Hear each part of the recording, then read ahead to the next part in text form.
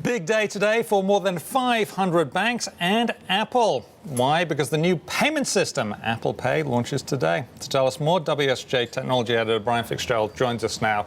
And Brian, you pointed out to me that they're not necessarily banks, but they're bank-like institutions. Sure, credit unions and the like, yeah. Okay, tell us more, because this is a big thing for Apple. It's seen as game-changing. Right. Am I right in thinking that people will be very closely watching to see how smoothly this goes? Yeah, I think the entire industry will. I mean, even companies like Google that have been trying to do digital wallets for years. I mean, what Apple's doing isn't necessarily new. Google was there in 2011, but what Apple can do is just sort of drag the entire industry along. If they're successful, then Google's going to be successful, and there are other efforts to do this also. Like we know Best Buy and Walmart aren't part of Apple Pay.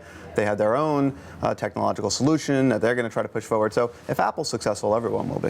So I'm curious as to why they're really pushing this in such a way, because it would worry me quite a lot that I mean, already I've got my email and my phone and texting on one device, and then I would have money too. So if the phone goes out or it gets dropped in the bath or something, then I'd be really out. When I could have like a wad of cash, and even if you drop that in the bath, you can't dry it. Right. I should say if Apple's successful, everyone has a chance to be successful. But I think you're hitting on a good point here, is Apple's really trying to position the credit card as being incredibly inconvenient, and the wallet's just a terrible thing to carry around. But people are going to still carry around wallets for a long time, and I actually think the opposite is possibly true here, where, like you said, we still have phones that die in the span of hours if you heavily use it, not days. And so, until some of that battery life can be ironed out, you're putting a lot onto one device that does have a failure rate if you and if you lose it, of course, who are you going to call, because you can't well, there the phone and stuff. So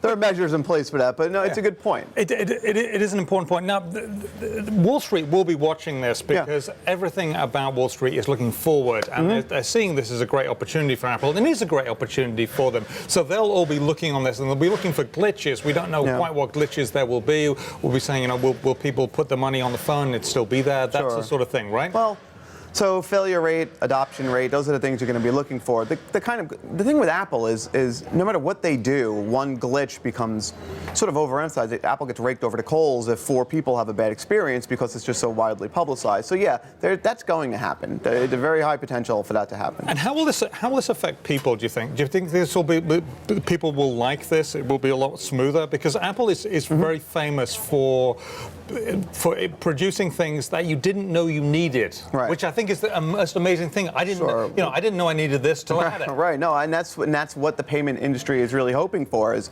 if Google's having trouble getting millions of people who use Android phones to adopt the digital wallet, who's going to get to do that? And that's why Apple has the greatest chance. So yeah, I think they're all going to be closely watching it.